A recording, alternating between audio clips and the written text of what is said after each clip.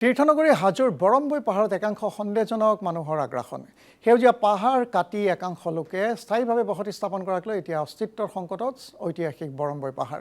বন বিভাগে কেইবা বছৰ পূৰ্বে উচ্ছেদ কৰিছিল যদিও একাংশই পুনৰ পাহাৰখনত অবৈধ ঘৰ সাজি থাকিবলৈ লোৱাত এতিয়া বিপদত পৰিছে স্থানীয় ৰাইজ সন্দেহজনক লোকক শীঘ্ৰে উচ্ছেদ কৰাৰ বাবে মুখ্যমন্ত্ৰীক আহ্বান স্থানীয় ৰাইজৰ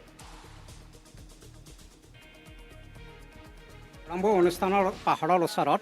আমাৰ যিখিনি চৰকাৰী মাটি আছে নদীৰ পাৰত সেইখিনি এছাম দালালে মানে লগ লাগি তেখেতসকলে বিভিন্ন ধৰণৰ ব্যক্তিৰ ওচৰত বিক্ৰী কৰি তেখেতসকলে ইয়াতে বসতি স্থাপন কৰিছে তেখেতসকল ক'ৰ পৰা আহিছে তেখেতসকলৰ সঠিক পৰিচয় নাই ইতিমধ্যে আমি আমাৰ গল্লিপাৰ ৰাইজৰ এখন শ্মশানৰ বিশেষকৈ খুবেই প্ৰয়োজন সেই তাৰ নদী পাৰৰ ওচৰত আমি অকণমান ঠাইত আমি মাটিৰে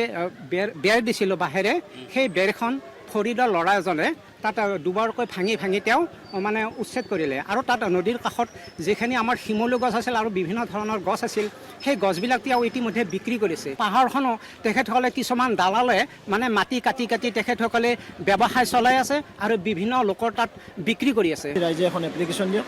আৰু ইমিডিয়েট সেইখন আমি উপায়ুক্ত ডাঙৰীয়াক ফৰৱাৰ্ড কৰিম নতুন যি ভূমি আইন আছে নিউ লেণ্ড পলিচিৰ মতে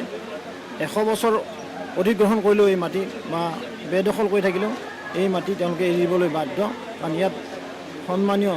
জিলা উপায়ুক্ত ডাঙৰীয়াক আমি নিউ লেণ্ড পলিচিৰ মতে তেওঁলোকক